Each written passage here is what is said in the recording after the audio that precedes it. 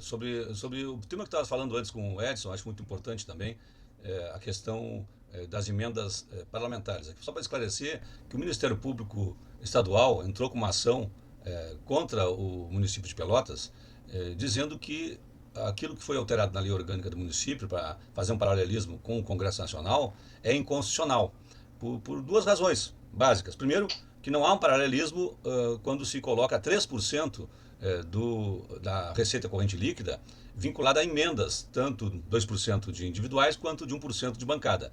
E o Ministério Público traz argumentos fortes, conseguiu inclusive uma liminar que dá sustentação a essa interpretação do Ministério Público. Primeiro ele diz, o Ministério Público, que na Câmara dos Deputados e no Senado, quer dizer, no Congresso Nacional, nós temos um sistema bicameral. Nós temos a Câmara dos Deputados e temos o Senado. As emendas individuais lá são divididas em 1,55% para a Câmara dos Deputados e 0,45% para o Senado.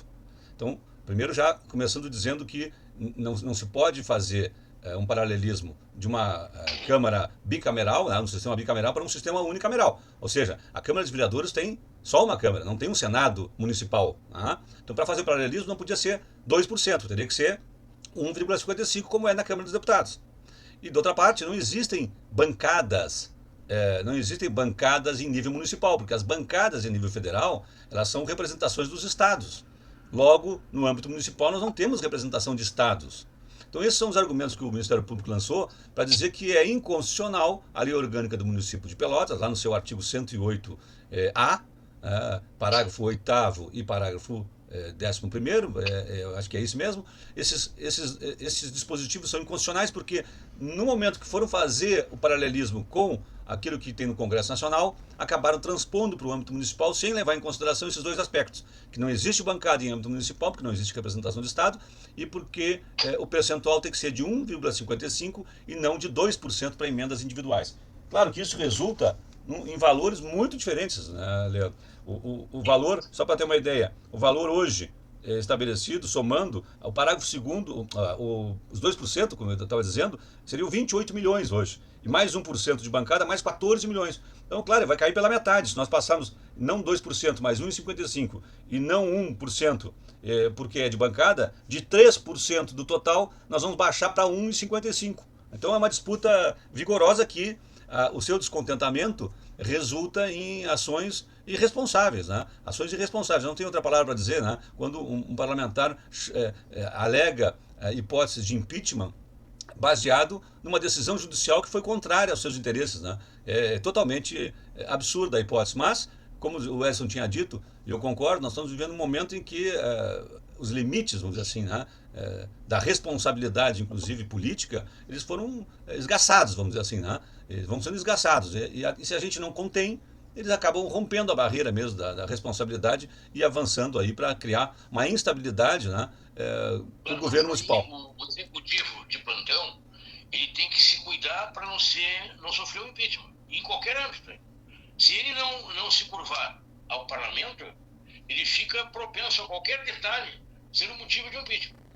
Agora, isso é um processo legal dos parlamentos, né?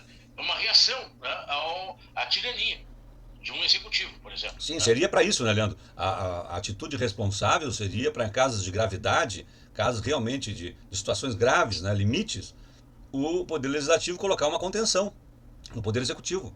É para isso que é criado o mecanismo do impeachment, né? Para poder dar um poder na mão do parlamento em casos gravíssimos de abuso do poder, de desvio de conduta do Poder Executivo, poder colocar uma contenção. Não é para fazer barganha política, né? Não é para obter vantagem para si mesmo, né? Como nesse caso fica flagrante, né? Porque estão sendo retiradas emendas individuais e de bancada, dinheiro está sendo retirado do parlamento e isso está criando um ambiente para que o parlamento reúna adeptos para uma tese de impeachment que não se sustenta, né? Completamente absurda. Mas, como nós já vimos impeachments absurdos no Brasil, eles podem se animar, né? Porque, por exemplo, você já teve impeachment de presidente sem base nenhuma jurídica aceitável, né? Como era o caso da presidente Dilma, né? Que foi uma questão orçamentária que todos os governos fazia uma manipulação orçamentária que todos os governos faziam, para ela resultou no impeachment, né? Porque ela perdeu base parlamentar no Congresso. Então, se já tivemos isso com a presidência da República, muitos da extrema-direita que derrubaram a presidente Dilma podem pensar, bom, podemos fazer também no âmbito municipal, por que não? Ah,